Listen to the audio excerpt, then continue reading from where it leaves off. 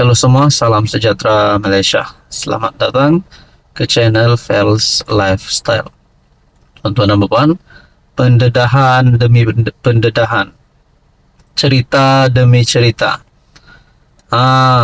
Satu persatu ada saja pendedahan terbaru berkaitan dengan skandal rasuah yang berlaku di Sabah.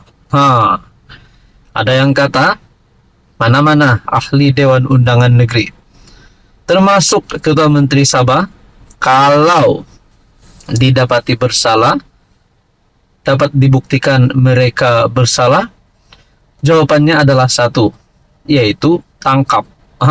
Itulah sesetengah komen pandangan daripada netizen, khususnya rakyat di negeri Sabah. Takkanlah rakyat suka pemimpin politik, pemimpin kerajaan negeri yang kotor. Sudah pasti kalau kotor mereka tidak mahu lagi memberikan undi kepada pemimpin itu. Jadi mana-mana wakil rakyat, pemimpin kerajaan negeri, pemimpin politik, perlulah bersih. Tidak ada kes mahkamah. Jadi berkaitan dengan perkembangan terkini, saudara-saudara, bekas CEO yang sebelum ini mendakwa Ketua Menteri Sabah Haji Jinor menyalahgunakan kuasa, dan beliau mendakwa ada bukti, dan ini adalah keputusan ataupun perkembangan terkini.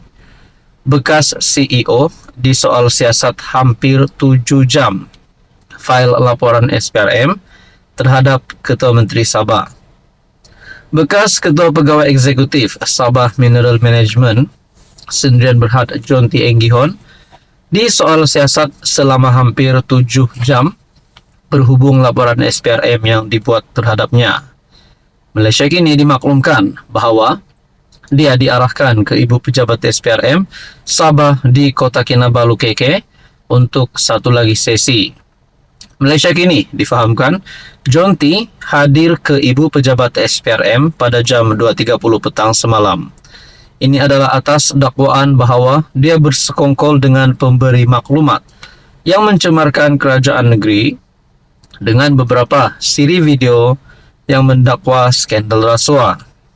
Susulan itu, bekas Ketua Pegawai Eksekutif itu turut memfailkan laporan SPRM terhadap Ketua Menteri Sabah Haji Jinor.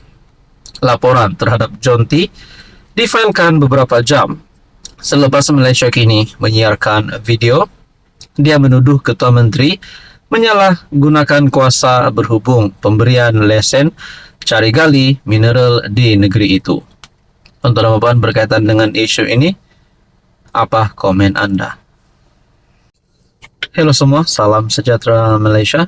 Selamat datang ke channel Fels Lifestyle. Terima kasih kerana terus setia dan bersama di dalam channel ini. Tuan-tuan dan puan-puan, akhirnya beberapa hari ataupun mungkin sudah 1 minggu ataupun beberapa waktu kebelakangan ini, konspirasi politik untuk menjatuhkan Ketua Menteri Sabah semakin kuat. Kerana melibatkan isu skandal rasuah di Sabah. Tapi itulah, rakyat Sabah mahu kebenarannya. Siapakah yang benar-benar terlibat? Siapakah dalang daripada skandal rasuah ini? Dan mana identiti yang perlu didedahkan? Tuan-tuan, kalaulah konspirasi politik untuk menjatuhkan kerajaan negeri JRS, menjatuhkan Ketua Menteri Sabah Haji Jinor ini berjaya, agak-agak siapa Ketua Menteri baru yang anda rasa layak untuk memegang jawatan sebagai Ketua Menteri Sabah? Saudara-saudara, banyak yang berkata Shafie Apdal, Presiden warisan, layak untuk sekali lagi menjadi CM, Ketua Menteri Sabah. Ada yang kata beliau berpengalaman luas dan memang sudah lama berkecimpung dalam bidang politik dan memang pernah memegang jabatan tersebut. Nah, itu calon yang pertama dipilih oleh netizen. Dan calon yang kedua, saya ada memberikan pertanyaan lah. Saya tanya, adakah Bung Mokhtar layak untuk jadi Ketua Menteri Sabah?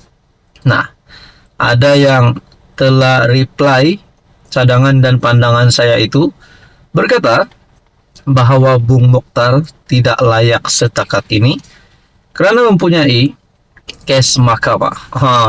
Akhirnya komen daripada netizen khususnya di negeri Sabah berkata, seorang ketua menteri itu mestilah bersih dan tidak ada case mahkamah. Nah, ada satu calon terbaru yang saya ingin sampaikan, yang saya ingin sampaikan kepada Anda nama pemimpin ini yang telah menjadi calon oleh netizen sebagai Ketua Menteri Sabah.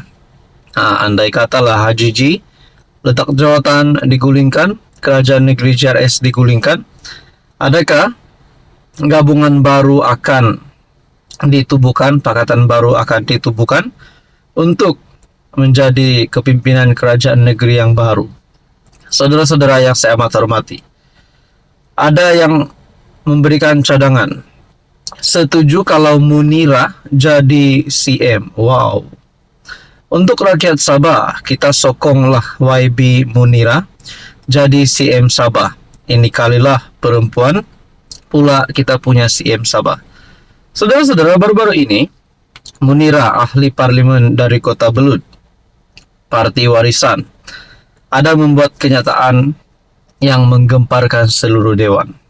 Mungkinkah ini menunjukkan beliau layak untuk memegang tampuk pemerintahan kerajaan negeri Sabah, di mana sebelum ini telah ada perkongsian MP Kota Belud geram, kecewa Sabah masih tercorot.